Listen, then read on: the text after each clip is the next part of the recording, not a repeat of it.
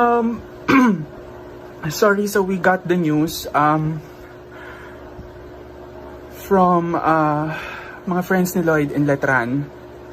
We're schoolmates. I'm so sorry, but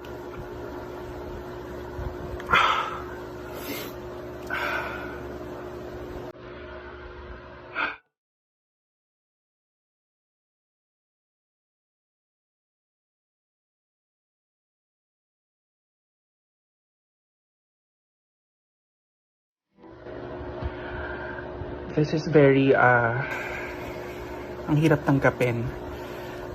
Ang hirap tanggapin kasi napakabuting kaibigan ni Lloyd sa amin.